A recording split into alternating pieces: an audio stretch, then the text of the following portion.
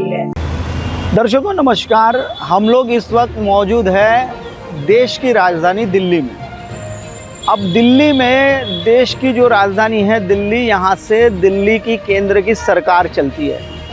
अब इस केंद्र की सरकार में बहुत सारे विभाग होते हैं। यहाँ बहुत सारे आप बड़े बड़े देखेंगे तो हर राज्य का सदन है, हर राज्य की रुकने की व्यवस्थाएं हैं। बहुत बड़े पैमाने पर यहाँ दूरदर्शन का मुख्यालय है, यहाँ हर चीज़ का मुख्यालय है। BSNL का, भारत संचार का है, NTPC कॉरपोरेशन का है। बड़े बड़े मंत्रालयों के बड़े बड़े यहाँ विभागीय के जो कार्यालय है, बड़े कार्यालय है जो केंद्र सरकार के अधीन होते हैं। दर्शकों आज मैं आपको बता रहा हूँ कि दिल्ली में आने के बाद दिल्ली के जहाँ से जो सत्ता को चलाते हैं वे कभी इस देश का जो ग्रामीण इलाका है उस ग्रामीण इलाके का विकास नहीं कर सकते। ये मैं इसलिए कह रहा हूँ क्योंकि जब दिल्ली में कोई राजा बैठता है तो उसे केवल वही चीज़ें दिखती है, वही चीज़ें वो देख पाता है राजा कि जो चीज़ें उसे दिखाई जाती है, जो सरकारी यंत्रणाएं उसे वो चीज़ें दिखाती है। देश में अगर देखा जाए तो ग्रामीण अंचलों में आज भी शिक्षा, स्वास्थ्य सेवाएं और रोजगार ये काफ़ी ज़रूरत की मंद चीज़ें हैं, लेकिन केंद्र की सरकार ने लगभग 5 किलो राशन पर इस देश में ग्रामीणों को बांध रखा हुआ है।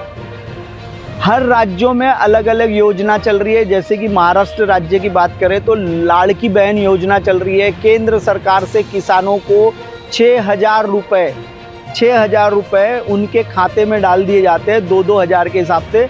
किसानों को लगता है कि हमारी सरकार, केंद्र की सरकार हमें बोनस दे रही है, जबकि यह सारी जो चीज़ें हैं वो बोनस नहीं है। जैसा कि किसानों को जो दिया जा रहा है वो 6,000 रुपये उसी के पैसों में से दिए जा रहे हैं जो उसको GST के रूप में उससे वापस लिए जाते हैं। लगभग 18,000 रुपये एक किसान से, एक छोटे किसान से 1 लाख रुपए का किसान फर्टिलाइज़र खरीदता है, बीजा खरीदता है, बाकी चीज़ें खरीदता है। जो छोटा किसान होता है वो 1 लाख रुपए की अगर वो लागत लगाकर लेता है तो उससे 18% GST लगती है और उस 18% GST में 6,000 रुपये सरकार वापस देती है।